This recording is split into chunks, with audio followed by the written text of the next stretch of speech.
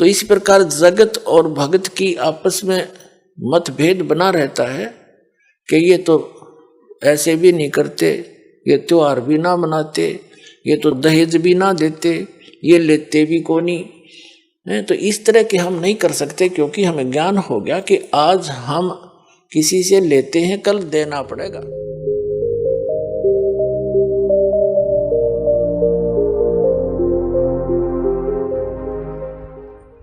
परमेश्वर हमें याद दिलाते हैं कि तुम यहां के वासी नहीं हो,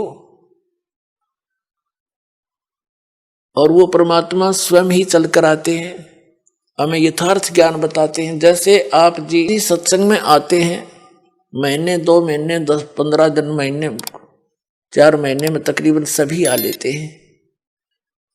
तो अन्य व्यक्ति तो ये सोचते हैं कि ये कितना हानि करते हैं, किराया लगता है, काम छोड़कर जाते हैं।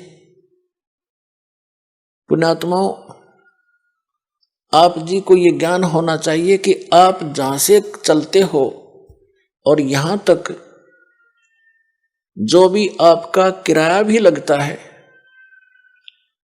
वो भी परमात्मा के पुण्य में है, आपका धर्म में लग रहा है वो पैसा, वहां से लेकर यहां तक। और जो दान धर्म करते हैं, आपको वो तो डायरेक्ट दिखाई देता है कि मैंने दान डाला है, मेरा पुण्य हो गया, लेकिन वहां से यहां तक आने और जाने का जो आपका किराया है, वो भी आपके धर्म में लिखा जाता है। अब बगैर ज्ञान के हम ऐसे उलझे रहते हैं, अपने आप धनी बनने के लिए 100 तरीके अपनाते रहते हैं।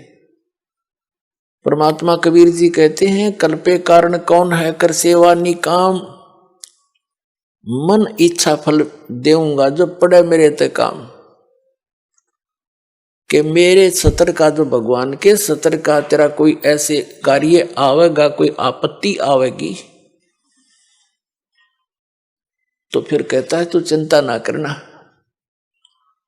तेरा मन इच्छा फल दूंगा तुझे, यदि तू परंतु रहना पड़ेगा तूने मेरी मर्यादा में। भगत की कैसी मर्यादा है? भगत और जगत का आपस में मतभेद सदा से रहा है। इसका कारण क्या है? इसका कारण यह है कि भगत की परंपरा मर्यादा जगत से भिन्न बन जाती है, और जिन परंपराओं को लेकर वो पहले समाज में चल रहा था, इतने वजन को उठाकर इस भक्ति मार्ग पर प्राणी चल नहीं सकता।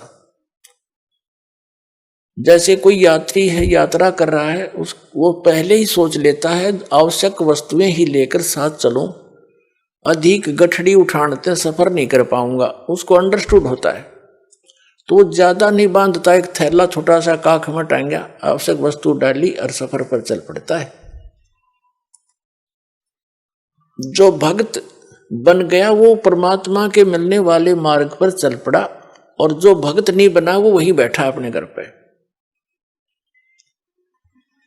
वो उस वस्तु को प्राप्त नहीं कर सकता। तो उसकी मर्यादाएं कुछ अन्य हैं, उनसे हटकर हम अपने सीमित करके इस सफर पर चल सकते। तो इस प्रकार जगत और भगत की आपस में मतभेद बना रहता है कि ये तो ऐसे भी नहीं करते, ये त्योहार भी ना मनाते, ये तो दहेज भी ना देते, ये लेते भी को नहीं। तो इस तरह के हम नहीं कर सकते, क्योंकि हमें ज्ञान हो गया कि आज हम किसी से लेते हैं, कल देना पड़ेगा। तो क्यों सिर में दर्द करे फिर देने के लिए? जैसे आज कोई रिश्वत ले रहा है किसी से, 5,000 10,000 20,000 ले ली, और वो उसने देनी पड़ेगी फिर उसको आगे चल के अगले जन्मों में। अब परमात्मा आदरणीय गरीबदास साहिब जी कहते हैं, तुमने उस दरगाह का मैल नहीं देखा और धर्मराज के तिल तिल का लेखा। बता, कहते तुम इसलिए गलती करते हो, तुमने वो स्थान ना देखा जहां पर फैसले होते हैं इस भगवान के सतर के। तुमने उस दरगाह का वो मैल नहीं देखा, धर्मराज के तिल तिल का लेखा। ये बालकों का खेल है। एक तिल यानी एक जरा सी भी कोई आपकी वस्तु है, आपस में वो लेन देन किसी भी जन्म में हो, चाहे 1000 जन्म के बाद हो, आपकी वो पूरी करनी पड़ेगी। आज कोई रिश्वत ले रहा है, अगले जन्म में वो दामाद बनकर लेगा उसका और पैसा ले जाएगा और फिर मृत्यु हो जाए मन माने, वो पैसा भी गया, लड़की दूसरी जगह ब्याहनी पड़ेगी। तो टूट गया कहर उसके ऊपर। हमारे सामने जितनी भी ये आपदाएं आती हैं ये पिछले संस्कारों से हैं। इसको समझने के लिए एक उदाहरण है। हम इतने गिर चुके हैं, इतना सतर गिर गया हमारा, हमने सिर्फ ये संसारिक भौतिक सुख दिखाई देते हैं, नथिंग एल्स। और इनके पाने के लिए, यहाँ की सुख की फोकट महिमा बनाने के लिए हम कुछ भी आगा पीछा नहीं देखते। एक व्यक्ति का विवाह हुआ, एक पुत्र उत्पन्न हुआ, उसकी पत्नी की मृत्यु होगी। उसने दूसरी शादी की, 10-12 वर्ष के बाद दूसरा पुत्र हो गया। वो स्वयं भी मर गया, उसकी पत्नी भी मृत्यु को प्राप्त होगी।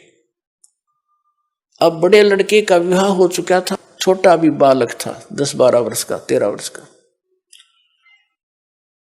तो क्या हुआ, वो छोटे वाला बीमार पड़ गया। बीमार हो गया तो उन्होंने कुछ थोड़ा बहुत ट्रीटमेंट करवाया।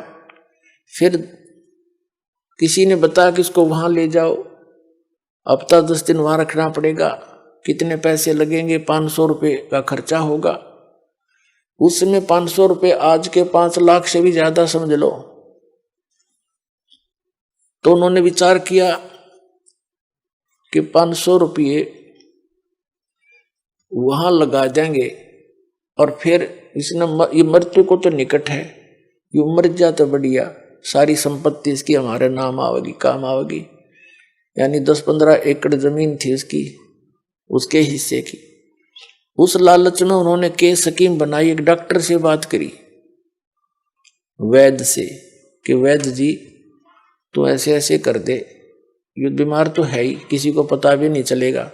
वो भी लालच में डूब गया। 500 रुपये उसने 100 रुपये लिया, जैसे भी लिया, और उसको विष दे दिया बच्चे को। वो मर गया। मर गया तो कुछ दिन के बाद वो तो खुशी का ठिकाना नहीं, किसी को पता चला नहीं, रास्ते का रोड़ा भी निकल गया उनके सोच से। फिर बताते हैं कि उनका बच्चा लड़का हो गया 1 वर्ष के बाद। अब खुशी का ठिकाना नहीं, पाला पोसा, उसका विवाह कर दिया। 16 जल्दी विवाह कर देते थे तो 12-13 वर्ष के का, 15-16 वर्ष का जब वो लड़का हो गया, बीमार हो गया, संतान कोई थी नहीं। इतना बीमार हो गया कि अपने पुत्र को उन्होंने, जहां भी जिसने बताया, झाड़ फूक करने वाला या कोई वैद्य डॉक्टर, सब जगह ले गए। वो जमीन भी बेच दी, आधे से भी अधिक, और उसको कोई आराम होने का नाम नहीं। एक दिन वो उसका पिता बैठा, लड़का लेटा हुआ चारपाई पर, कति अस्थि पिंजर शेष था। तब उस लड़के ने कहा कि भाई साहब, अपने पिता की तरफ मुंह करके कहा, भाई साहब। अब उसने सोचा तो कति इसकी बुद्धि भी खत्म हो ली, मुझे भाई कहने लग गया। कहा कि भाई साहब मेरी लकड़ियों की व्यवस्था कर ले और एक कफन तैयार कर ले। वो कहता है, बेटा मैं तेरा बाप हूं, मैं तेरा पिता हूं, भाई नहीं हूं। बोला नहीं, तो मेरा भाई है। अरे सुन ले राम कहानी, मैं तेरा वही भाई हूं जिसको तूने विष देकर मारा था। और किस लालच में कि यह संपत्ति तेरे नाम हो जाएगी। यह संपत्ति भी मेरी आली सारी तूने बेच बेच के मेरे ट्रीटमेंट पर लगा दी है। अब केवल तेरा मेरा हिसाब एक कफन और लकड़ियां का रह रहा, कर ले तैयार। तब उसकी वह बुद्धि के सक्रिय खुल गए। अगर सचमुच मैंने तो नाश करया, भाई मारा और संपत्ति भी गई। रोन लग गया आंखों में पानी भर के। तो वो लड़का कहने लगा, भी रोन दौड़ तो कुछ ना पाखंडी, तो अपनी तैयारी पकड़े।